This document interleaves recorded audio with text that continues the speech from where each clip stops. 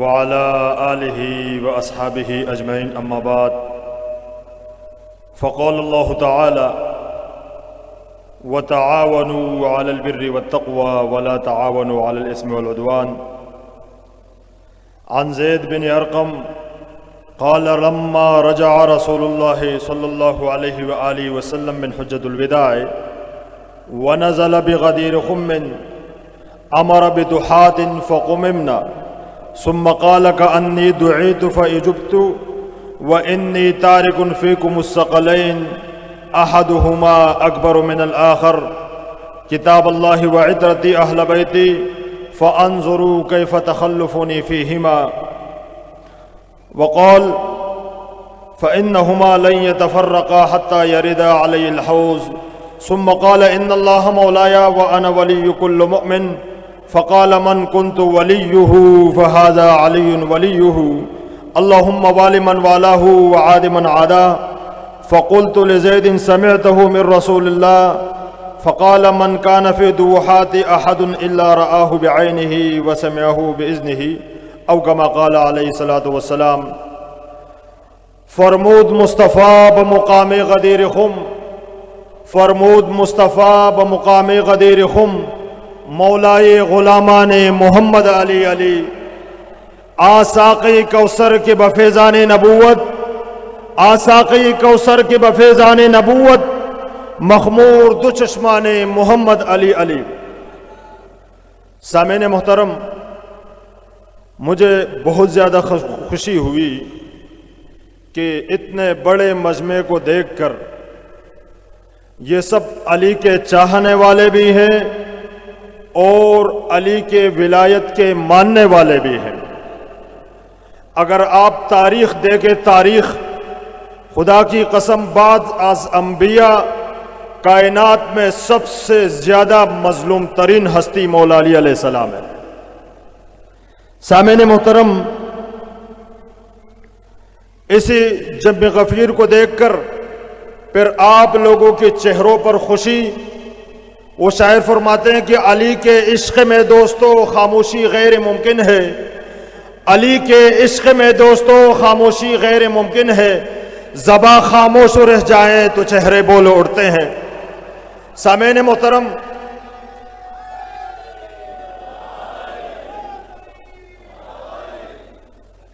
سامعین محترم،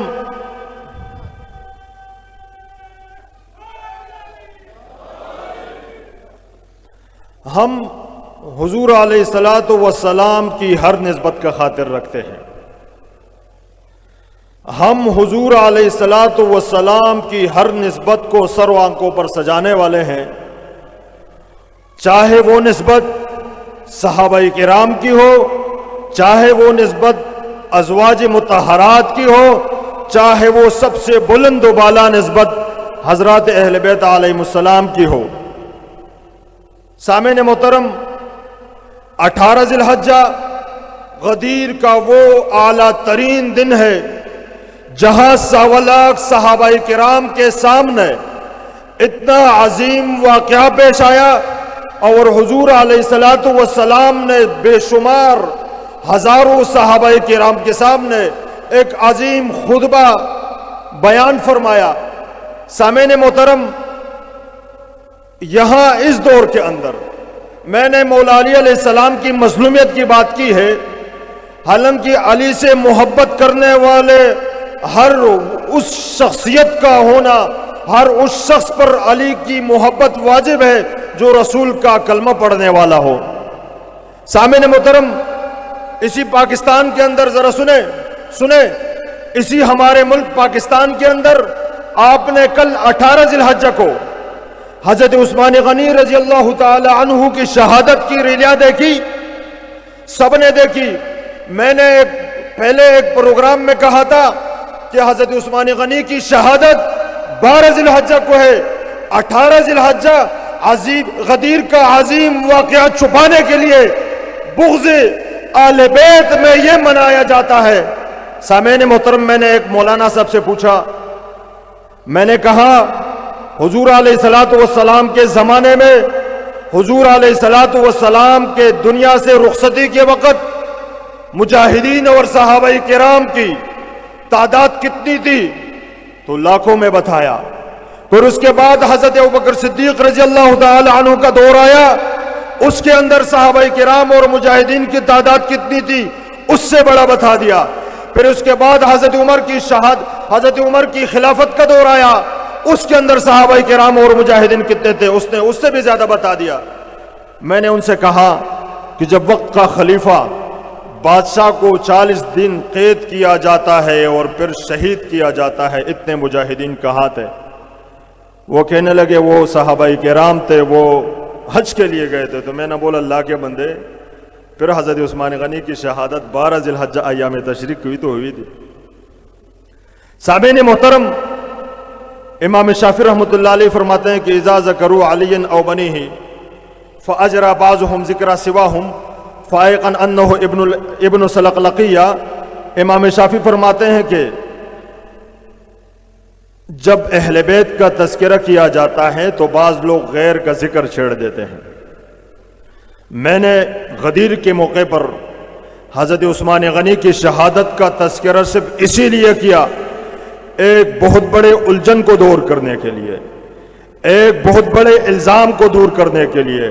وہ بڑا الجھن اور الزام یہ ہے کہ ہم محبان اہل بیت پر یہ الزام لگایا جاتا ہے کہ 18 ذی الحجہ کو یہ لوگ حضرت عثمان غنی کی شہادت پر خوشی مناتے ہیں۔ ہم محبان اہل بیت کے ساتھ اتنا بھی وقت نہیں ہے کہ ہم کسی خلیفہ یا صحابی کی شہادت پر خوشی منائیں۔ ہم نے تو آج تک مولا علی علیہ السلام کو گالیاں دینے والوں کی موت پر بھی خوشی نہیں منائی، ہم صحابہ کرام کی شہادت پر کہاں خوشی مناتے ہیں؟ اس لیے تو علامہ اقبال نے فرمایا تھا، یہ مصرع لکھ دیا کہ شوخ نے محراب مسجد پر، یہ مصرع لکھ دیا کہ شوخ نے محراب مسجد پر، یہ نادا گر گئے سجدوں میں جب وقت قیام آیا۔ یہ منافق اس وقت سجدوں میں گرتے ہیں جب اہل بیت کے ایام کا تذکرہ آتا ہے، جب غدیر کا عظیم واقعہ سامنے آ جاتا ہے تو یہ کسی اور کا تذکرہ چھیڑنے لگتے ہیں۔ یاد رکھے، ہمیں حضور علیہ الصلوۃ والسلام کی ہر نسبت بلند ہے، لیکن ہاں ہم حضور علیہ الصلوۃ والسلام کے اہل بیت خصوصاً مولا علی علیہ السلام سے ٹوٹ کر محبت کرتے ہیں۔ اس لیے تو شاعر نے فرمایا عشق حیدر کے اسیروں میں گنے جاتے ہیں، عشق حیدر کے اسیروں میں گنے جاتے ہیں، حیدری در کے فقیروں میں گنے جاتے ہیں۔ جب سے حیدر نے عنایت کی نظر ڈالی ہے، جب سے حیدر نے عنایت کی نظر ڈالی ہے، کانچ کے ٹکڑے ہیں ہیروں میں گنے جاتے ہیں۔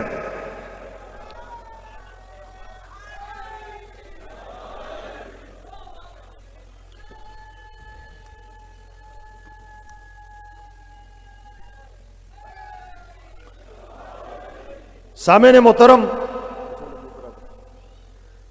محترم، میں نے آپ کے سامنے حدیث ثقلین، حدیث ولایت، حدیث غدیر بیان کی، تو میں تو اس کا سرسری ایک دو الفاظ میں ترجمہ کروں گا، باقی مفتی صاحب، مفتی فضل احمد صاحب، اس کو ہر آنکھ نے، ہر محب اہل بیت نے دیکھا بھی ہے اور سنا بھی ہے۔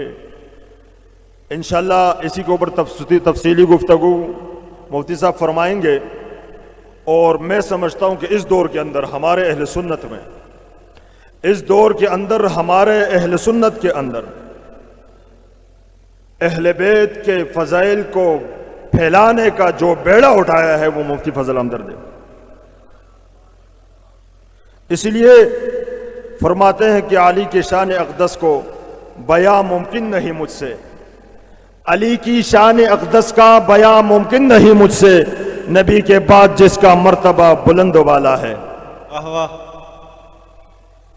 سامعین محترم، سب سے پہلے میں آپ لوگوں سے من کنت مولا، حدیث ثقلین کے اندر جو خاص لفظ ہے من کنت مولا ہوں فہذا علی مولا ہوں، سارے جھگڑے ان فسادیوں نے اسے ایک لفظ پہ بنائے ہیں، اور خصوصاً پھر اس کا ترجمہ کوئی دوستی کے انداز سے کرتا ہے، کوئی محبوب کے انداز سے کرتا ہے، کوئی کیا کرتا ہے۔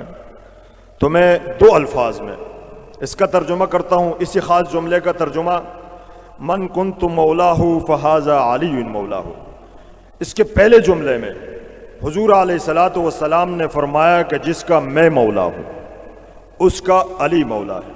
اب حضور علیہ الصلوۃ والسلام کا شان و مرتبہ دیکھ کر اسی پر آگے والے جملے کا ترجمہ کرنا ہے۔ یاد رکھو، جو کچھ فہم لوگ، مفتی صاحب، جو کچھ فہم لوگ سنو، ہم تو مولا کا معنی آقا اور سردار کا کرتے ہیں، اس لیے کہ من کنت مولا میں جو من کنت مولا والا پہلا مولا ہے وہ حضور علیہ الصلوۃ والسلام نے اپنے آپ سے کہا ہے، اور حضور علیہ الصلوۃ والسلام تمام کائنات کے تمام انبیاء کا بھی سردار ہے، تمام اشرف المخلوقات کا بھی سردار ہے۔ سامعین محترم، دو الفاظ میں، دو جملے میں ذرا میری طرف متوجہ ہو کہ جو کچھ فہم لوگ، جو کن ذہن لوگ مولا کا معنی دوست کا کرتے ہیں، ہم انہیں بتانا چاہتے ہیں کہ یہ دوستی یاری اپنے گھر تک محدود رکھے۔ محمد و آل محمد کے ساتھ نہ پہلے بھی تکلف تھا اور نہ آج ہونے دیں گے انشاءاللہ۔ سامعین محترم، جو لوگ، جو کچھ فہم لوگ، جو گندے ذہن کے لوگ مولا کائنات سے دوستی نبھانے کی، دوستی اور یاری لگانے کی کوشش کرتے ہیں، ہم ایسے لوگوں کو مولا علی کے غلاموں میں بیٹھنے کی بھی قابل نہیں سمجھتے۔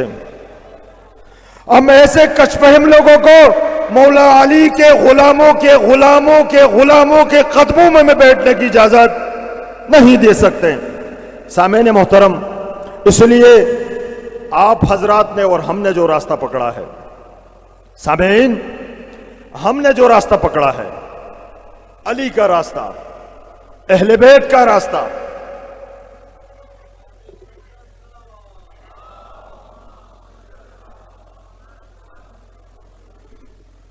برائے تعجیل ظہور حجت خدا بلندر سلوات۔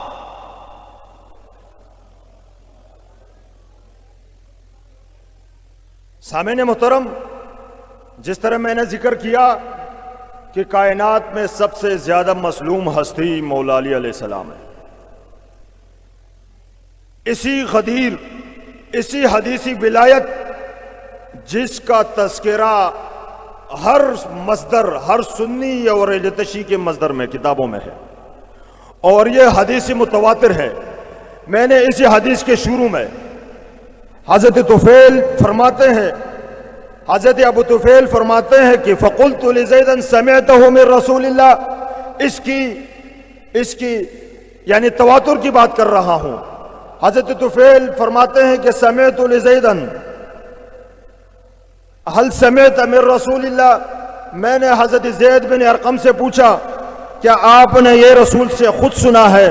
فقال من كان في الدوحات احد الا رآه بعينه وسمعه باذنه۔ مسند احمد میں حدیث ہے، وہ جامع ترمذی میں بھی ہے۔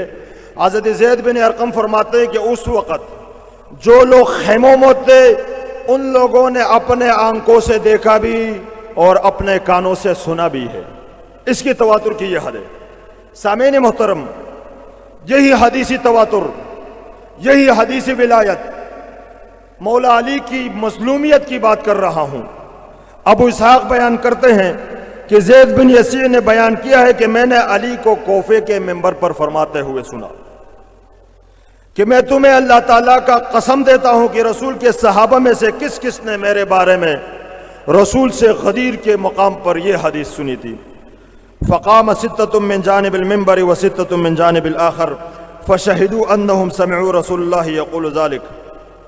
سامعین محترم، علی کی مظلومیت کی یہاں تک انتہا ہے کہ اپنے بارے میں حضور سے وارد شدہ احادیث کا بھی لوگوں سے قسم لیا کرتے تھے، اس لیے کہ علی جانتے تھے کہ مجھ سے محبت عین ایمان ہے اور مجھ سے بغض منافقت ہے۔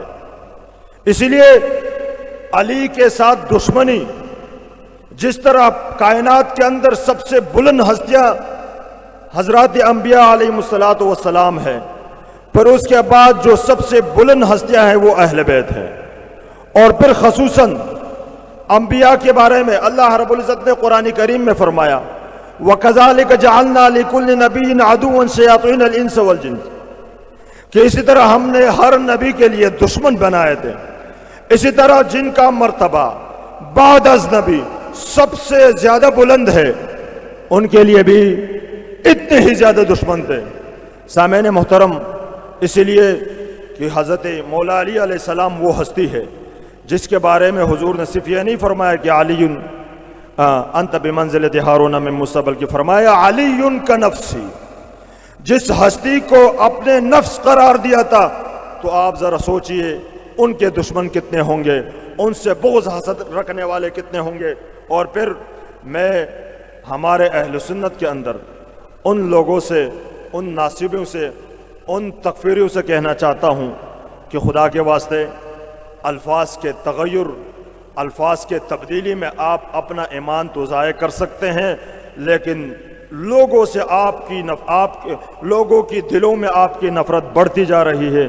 اسی لیے تو علامہ اقبال نے ایسے لوگوں کے بارے میں جہاں اہل بیت کا تذکرہ آ جاتا ہے، انہی ایام میں یا تو غیر کا تذکرہ کیا جاتا ہے یا ان کے الفاظ مولا کے معنی میں لگڑے اور جگڑے بنائے جاتے ہیں۔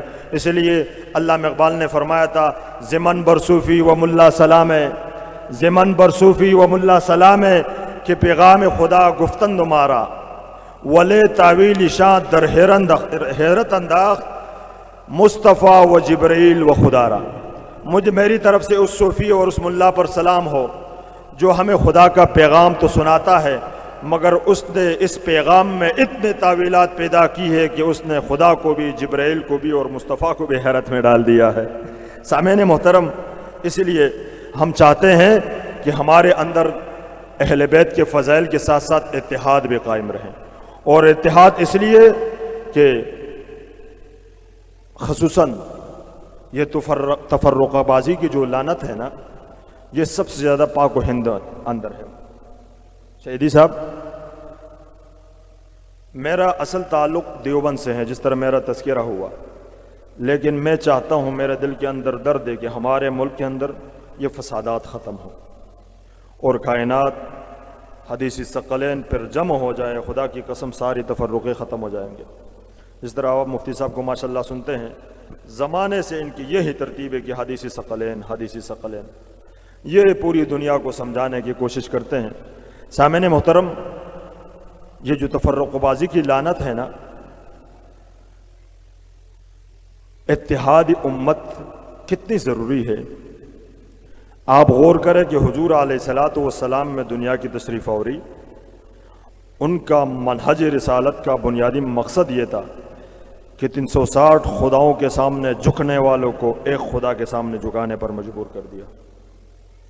اور پھر قرآن کریم نے اپنے ماننے والوں سے ایک ہی بات کی تھی، وَاعْتَصِمُوا بِحَبْلِ اللَّهِ جَمِيعًا وَلَا تَفَرَّقُوا۔ اس وقت جو سب سے زیادہ تفرقہ، فرقہ واریت کی لعنت ہے، وہ پاک و ہند میں ہے۔ مسلمانوں کی اصل عزت اور آبرو اتحاد میں تھی۔ وہ ایسا پارا پارا ہوا ہے کہ اصل مسلمانوں کے پہچان ہی مشکل ہو گئی۔ کوئی دیوبند کے نام سے جانا جاتا ہے، کوئی شیعہ کے نام سے جانا جاتا ہے، کوئی بریلوی کے نام سے جانا جاتا ہے۔ اسی لیے فرماتے ہیں کہ آبرو تیری جمعیت میں تھی، جب سے جمعیت گئی رسوا تو زمانے میں ہوا۔ اور یاد رکھو، یہ فرقہ واریت کی لعنت، مفتی شفیع صاحب لکھتے ہیں، فرقہ واریت کی لعنت کی بنیاد فرعون نے رکھی تھی۔ کس نے؟ فرعون نے۔ قرآن کریم میں اللہ رب العزت نے فرمایا ان فرعون علا فی الارض وجعل اہلہا شیعا یستضعف طائفۃ منہم یذبح ابناءہم ویستحیی نساءہم انہ کان من المفسدین۔ فرمایا اللہ رب العزت نے کہ بے شک فرعون نے لوگوں کو فرقوں میں ڈال دیا تھا۔ ان کا بنیادی مقصد کیا تھا؟ اپنی جھوٹی خدائی کو بچانے کے لیے لوگوں کو آپس میں لڑوایا، یہاں تک کہ وہ ایک دوسرے کے خون کے پیاسے ہو گئے، یہاں تک کہ ایک دوسرے کے اولادوں کو ذبح کرنے پر تلے، اور یہاں تک کہ 70,000 کے قریب بچوں کو ذبح کیا گیا۔ سامعین محترم، آج جو مولوی یا کوئی ذاکر ہو، جو بھی ہو، جو تفرقہ پھیلاتے ہیں، اس نے تو اپنی جھوٹی خدائی کو بچانے کے لیے، ہم تو یا اپنے مسجد کو بچانے کے لیے یا پیٹ کی خاطر یہ تفرقہ پھیلاتے ہیں۔ سامعین محترم، انشاءاللہ مفتی صاحب کو بھی آپ جانتے ہیں، کہ ہمیشہ اتحاد بین المسلمین کی بات کرتے ہیں، اور ہمارے امین شہید صاحب تو ایسے لگتے ہیں صرف پگڑی سے پتہ چلتا کہ یہ تشیع ہے، ورنہ اگر آپ ان کے پاس بیٹھے اٹھے پتہ بھی نہیں چلتا، یہ مجھ سے بڑھ کر دیوبندی لگتے ہیں، ایسے اعتدال والا راستہ اپناتے ہیں۔ اس لیے سامعین، جو شخص اس دور کے اندر امت کو جوڑنے کی کوشش کرتے ہیں، ان پر حملے بھی ہوتے ہیں، انہیں ڈرایا بھی جاتا ہے، اور قسم قسم کے کچے فتوے لگا کر لوگوں کو ان سے بدظن کیا جاتا ہے، اور خاص کر اہل بیت اور ذکر اہل بیت اور محبت اہل بیت پر بھی وہی اپنے آباء و اجداد کی یاد دلائی جاتی ہے، یاد تازہ کی جاتی ہے کہ ذکر اہل بیت پر اور محبان اہل بیت پر کتنے ظلم ہوئے تھے۔ اور یاد رکھو، آپ لوگوں کا جو راستہ ہے، ہمارا جو راستہ ہے محبت اہل بیت۔ عن ابی لیلہ، ایک صحابی ہے، وہ فرماتے ہیں کہ حضور علیہ الصلوۃ والسلام نے فرمایا ستکون بعدی فتنۃ فاذا کان ذلک فالزموا علی ابن ابی طالب۔ حضور نے فرمایا کہ میرے بعد فتنہ پیدا ہوگا، جب بھی یہ فتنہ پیدا ہو جائے فالزموا علی ابن ابی طالب، تو اس وقت آپ سب نے، صحابہ کرام کو بھی یہی حکم تھا کہ آپ علی ابن ابی طالب کے دامن پکڑ لیں۔ اور پھر سامعین محترم، جو لوگ مولا کا معنی دوست کا کرتے ہیں، وہ یہی باتیں کرتے ہیں کہ اس وقت کچھ لوگوں نے مولا علی سے بغض رکھا تھا، حالانکہ مولا علی سے اس وقت جس نے بغض رکھا یا پہلے بغض رکھا، سب کے سب منافق تھے۔ اس لیے حضرت جابر بن عبداللہ فرماتے ہیں کہ دخل علینا رسول اللہ صلی اللہ علیہ وآلہ وسلم ونحن فی المسجد وہو اخذ بید علی۔ جابر بن عبداللہ فرماتے ہیں کہ ہم مسجد میں بیٹھے ہوئے تھے کہ حضور علیہ الصلوۃ والسلام تشریف لائے، اور اس نے علی کے ہاتھ کو پکڑ رکھا تھا۔ فقال الستم زعمتم انکم تحبونی، حضور علیہ الصلوۃ والسلام نے فرمایا کیا تم لوگ مجھ سے محبت کے دعوے دار نہیں ہو؟ قالوا بلی یا رسول اللہ، سب نے کہا ہم آپ سے محبت کرتے ہیں۔ تو حضور نے فرمایا فقال کذب من زعم انہ یحبنی ویبغض ھذا، وہ شخص جھوٹا اور دھوکے باز ہے جو مجھ سے محبت کا دعویٰ کرتے ہیں اور اس علی سے بغض رکھتے ہیں۔ تو لہذا ہم اتحاد امت کا بھی بات کریں گے، اتحاد امت کا بھی دم بھریں گے، اور اہل بیت رسول سے بھی محبت کریں گے، اور ان کا تذکرہ ہر چوک اور چوراہے پر کریں گے۔ اسی لیے فرماتے ہیں شاعر، حرمت عشق تجھے داغ لگانے کا نہیں، حرمت عشق تجھے داغ لگانے کا نہیں، بات بنتی نہ بنے بات سے جانے کا نہیں، وحشتی ہوں سو گریبان کو آ سکتا ہوں۔ مفتی صاحب ڈرایا جاتا ہے، وحشتی ہوں سو گریبان کو آ سکتا ہوں، مجھ سے ڈرنے کا مگر مجھ کو ڈرانے کا نہیں۔ درس یہ خاص ہمیں آل پیمبر نے دیا، درس یہ خاص ہمیں آل پیمبر نے دیا، سر کٹانے کا مگر سر کو جھکانے کا نہیں۔ ہم محمد و علی والے ہیں یونس تحسین، ہم محمد و علی والے ہیں یونس تحسین، ہم کو ملا کے مسالک میں پھنسانے کا نہیں۔ وما علینا الا البلاغ المبین۔ جزاکم اللہ خیرا واحسن الجزاء۔ باتیں تو بہت سارے کرنی تھی، ایک تو تھکاوٹ کی وجہ سے، دوسرے جو ہمارے خصوصی جن نے اس دور کے اندر اہل بیت کے تذکرے کا بھیڑا اٹھایا ہے، مل کر انشاءاللہ توجہ کے ان کے ساتھ سنیں گے۔